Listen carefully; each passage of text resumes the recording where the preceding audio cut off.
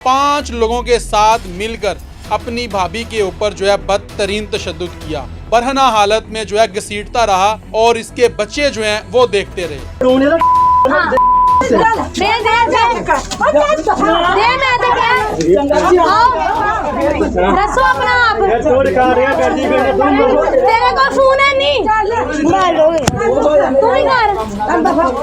तेरे को फोन है तू भी कर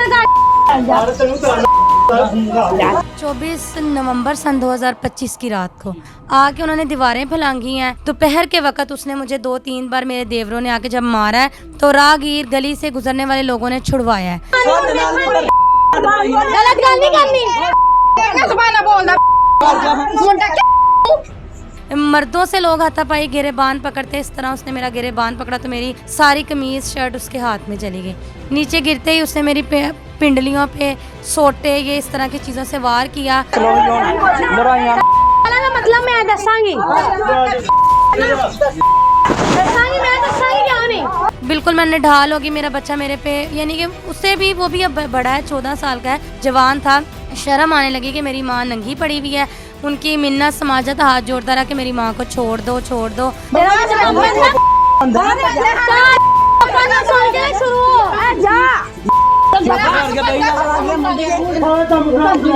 बिस्मिल्लाहिर्रहमानिर्रहीम, अस्सलाम वालेकुम नाज़रीन, मैं हूं आपके साथ आपका मेज़बान नईम भट्टी और आप देख रहे हैं 89 न्यूज़।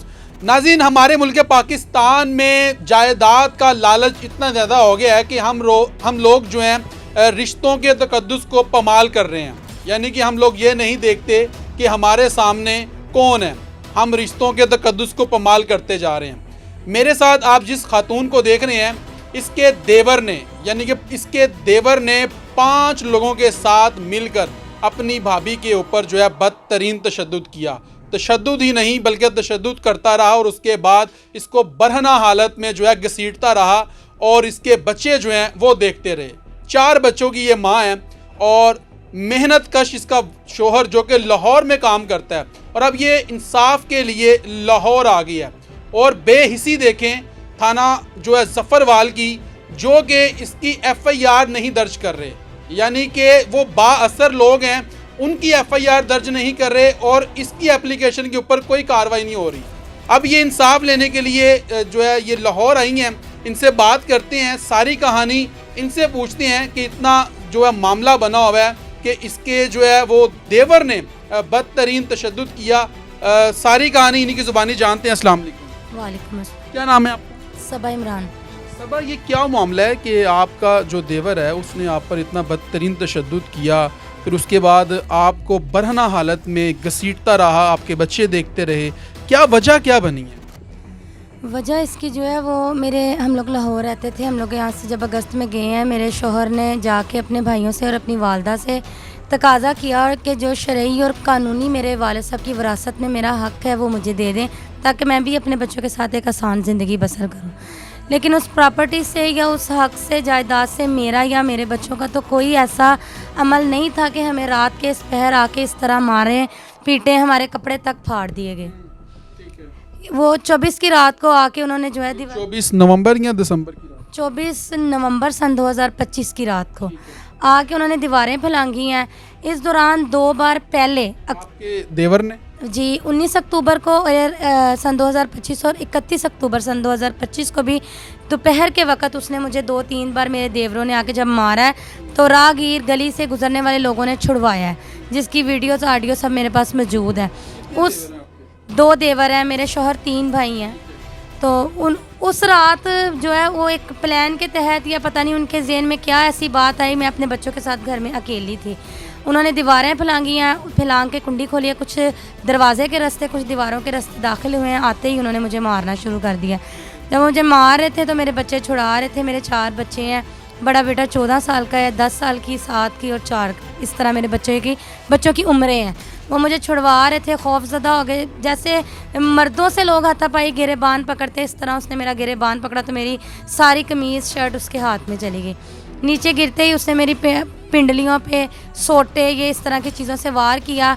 बिल्कुल मैं निढाल होगी, मेरा बच्चा मेरे पे, यानी कि उससे भी, वो भी अब बड़ा है, 14 साल का है, जवान था। शर्म आने लगी कि मेरी माँ नंगी पड़ी हुई है। उनकी मिन्नत समाजत हाथ जोड़ता रहा कि मेरी माँ को छोड़ दो छोड़ दो। कपड़े उठा के, जानवरों के चारे की पल्लियाँ, ये चीज़ें उठा के मेरे ऊपर दे के मुझे ढांपने की कोशिश करता रहा। जैसे छुड़ाने के लिए वो आगे हुआ, उन्होंने मुझसे भी थप्पड़, खींचा तानी, मेरे बच्चों को भी, ये उनका भी मेरे साथ उनका भी बुरा हशर किया उन्होंने। तो इसकी वजह यही थी, सिर्फ जायदाद थी? कभी मैं उनके घर नहीं गई, ना ही मेरा कोई उनसे तला कलामी थी, कोई लड़ाई झगड़ा था, कुछ भी नहीं था। उनके यहाँ यही मकसद था कि मैं अपने बच्चों को लेकर यहाँ से भाग जाऊँ, चली जाऊँ, ताकि वहाँ पे मेरा कोई भी हक या मेरी जगह नहीं है। हालांकि मेरा इस प्रॉपर्टी से, मैं बात एक ही बात करती हूँ कि मेरा इस प्रॉपर्टी से कोई अमल नहीं है। मेरा शौहर है, अब वो अल्लाह ताला ने शौहर को मजाजी खुदा का रुतबा दिया, उन्होंने हमें जहाँ रखना है, शहर में रखेंगे, गांव में रखेंगे, किसी छोटे से देहात कस्बे में, हमने वहीं पे रहना है। अगर उनका कोई भी मुकालमा था, तकाजा था, तो वो सिर्फ अपने भाई के साथ। हमारे पे तशद्दुद करना, मारना, पीटना, मेरे कपड़े मेरे बच्चों के सामने फाड़ देने, मेरे जिस्म पे मुख्तलिफ़ किस्म के निशानात हैं, ज़ख़म है, तो ये सब मेरे साथ उनका नहीं बनता था। मुझे ये बताएं, जब आप पर तशद्दुद हुआ और उसके बाद आप थाना ज़फ़रवाल गई, वहाँ पर जाके आपने एप्लीकेशन सबमिट करवाई, तो वहाँ की जो पुलिस है उसने क्या ताउन किया आपके साथ? क्या आपकी FIR दर्ज कर दी गई? उसी रात जब वो मुझे मार पीट के भागे हैं, चले गए हैं, मैंने बाहौसला उठ के किसी राहगीर से उठकर मैंने 15 की कॉल की है। जब मैंने कॉल की है तो 2 पुलिस वाले आए हैं, इनके घरों में गए हैं, तो ये भाग चुके थे। मुझे कह के गए कि आप सुबह आके अपना मेडिकल करवा लीजिएगा। मैं सुबह गई हूँ, मैंने जाके मेडिकल करवाया, मेडिकल की रिपोर्ट ली है, एप्लीकेशन ज़फ़रवाल थाना में दी है। 24 नवंबर सन 2025 से लेके आज तक मेरी ना तो कोई FIR हुई है और ना ही कोई बाला अफसरान मेरे घर या वकूए पे जाके उन्होंने किसी से तस्दीक की है। मेरे पास मेडिकल तस्वीर, वीडियो, ऑडियो सब मौजूद है, जिसमें वो ललकारे मारे हैं, सारा कुछ लड़ाई झगड़ा उसमें रिकॉर्ड है। मेरे हाथ में मोबाइल था, फिर मेरे बच्चे के हाथ में था। मैं उनको ये चीज़ उस वीडियो में, ऑडियो में आ रही है कि मैं उनको कह रही हूँ औरतों के साथ ऐसे नहीं बोलना, औरतों के साथ इस तरह हाथ चलाकी नहीं करते, लेकिन वो फिर भी बाजिद मार पीट रहे थे। ये सारा मामला उन्होंने उस रात रखा। फिर पुलिस ने क्या किया? आप SHO साहब के पास जाती ना, आप उन्हें जाकर कहती कि देखिए मैं आपकी बेटियों की तरह हूँ, आपकी बहनों की तरह हूँ, मुझ पर तशद्दुद किया इन्होंने, और ये 5 से 6 लोग थे, पूरा जत्था था जिन्होंने मुझ पर तशद्दुद किया, मुझे बरहना हालत में मारते रहे, मेरे बच्चों के सामने मुझे मारते रहे। तो आपने SHO साहब से नहीं कहा? मैं जब एप्लीकेशन और मेडिकल की रिपोर्ट मिल चुकी थी, मैं सीधा SHO नवीद साहब के पास, नवीद अरशद बाजवा साहब ज़फ़रवाल के SHO, उनके पास गई हूँ। उनको मैंने सारी बात बताई है, सिर्फ बताई ही नहीं, अपने जिस्म से वो चादर उतार के उनको अपनी सारी हालत तक दिखाई। तो उन्होंने मुझे कहा कि चादर ऊपर करके वहाँ पे बैठ जाओ। ना तो उन्होंने कुछ सुना, सिर्फ उनका और एक सियासी दबाव पे, किसी बेस पे आके वो गलत रिपोर्ट बनाते हैं या गलत कहते हैं कि जी तुम्हारा यहाँ कुछ नहीं है, तुम उनके साथ नाफरमानी करती हो। जबकि गांव पूरा इस बात का गवाह है कि मैं और वो अलग रहते हैं। वो घर में रहते हैं और मैं एक जानवरों के हवेली नुमा तबेला है, वहाँ पे रहती हूँ। और मैं ये भी बात के सब गवाह है कि मैं तो अगस्त में यहाँ से गई हूँ, मैं तो वहाँ रहती नहीं हूँ। कब मैंने उनसे लड़ाई की, कब मैंने उनसे झगड़े की, और अगर किए तो जैसे मेरे पास सबूत हैं वो भी सबूत देते। मुझे बाला अफसरान ये बताते कि ये देखो बीबी सबूत है, हम आपकी FIR नहीं कर सकते।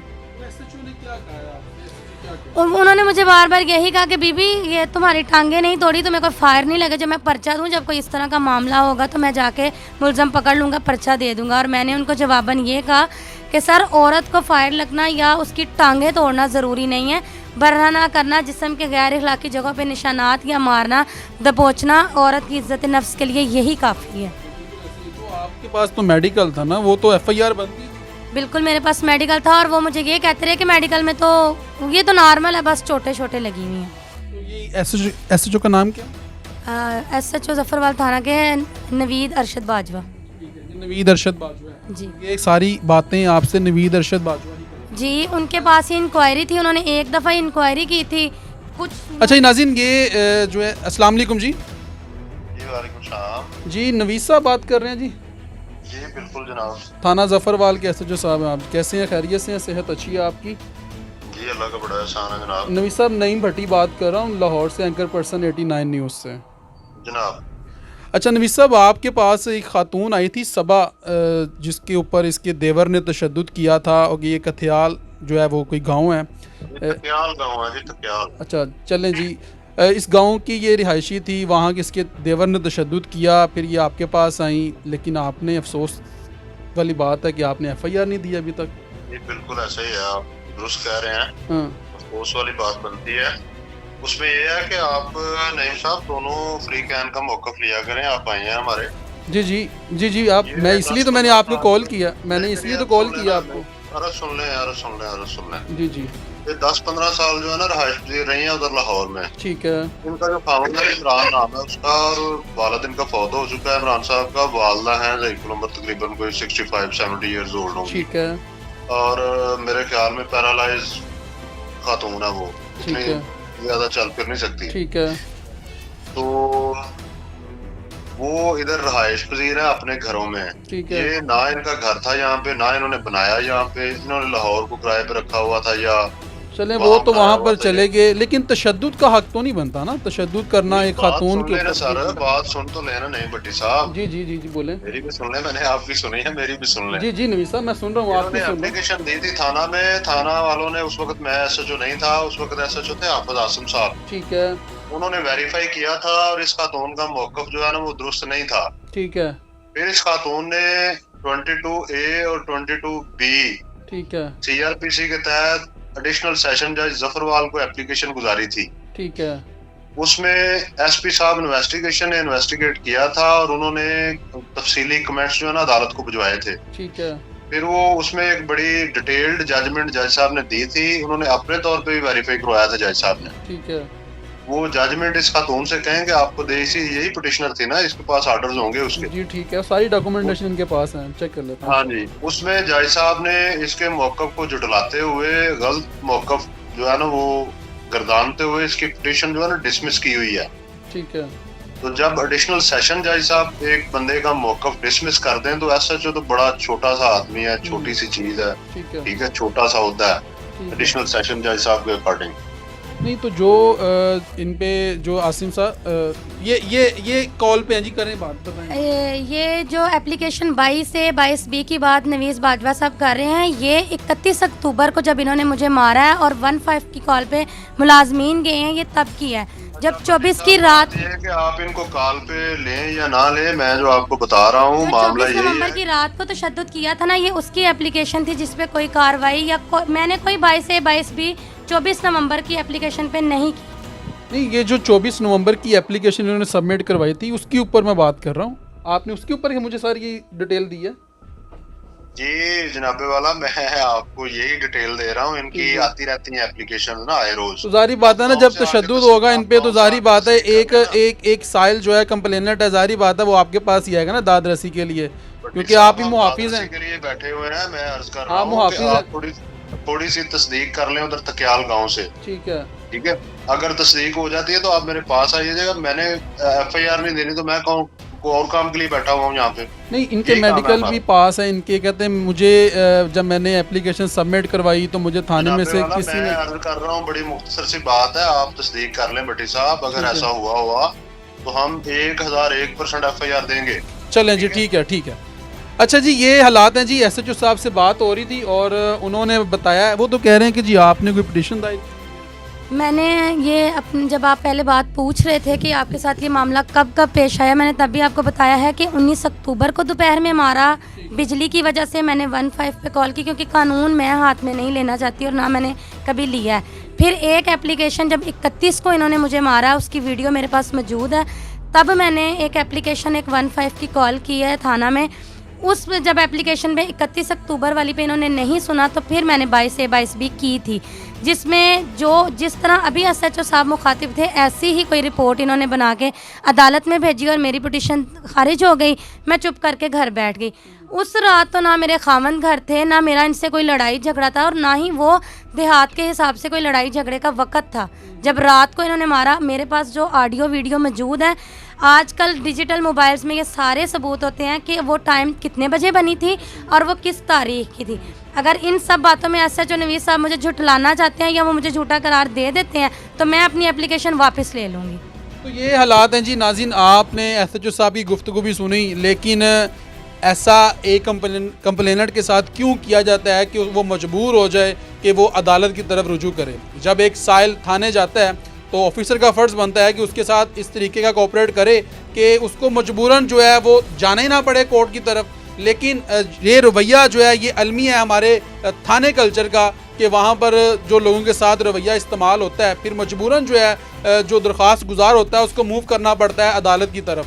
फिर उसके बाद आगे मामला चलते हैं वो आपने देखा है। लेकिन ये लम्हा फ़िक्री है। एक तरफ सीएम पंजाब जो हैं वो दावे करती हैं कि औरत के ऊपर जुल्म, तशद्दुद, ज़्यादती जो है उनकी रेड लाइन है। अब ये इस कौम की बेटी है, ये इस पंजाब की बेटी है, मगर इसके ऊपर जिस तरीके से इसके ससुराल वालों ने, इसके देवर ने बदतरीन तशद्दुद किया, इसके बच्चों के सामने इसको बरहना हालत में मारते रहे और उसके बाद घसीटते रहे, ये लम्हा फ़िक्री है। आईजी साहब, आपको चाहिए कि इस चीज़ का नोटिस लें और इस खातून को जो है इंसाफ फराम किया जाए। इसी उम्मीद के साथ कि इस खातून को इंसाफ मिलेगा, अपने मेज़बान नईम भट्टी को दीजिए इजाज़त। अल्लाह निगहबान।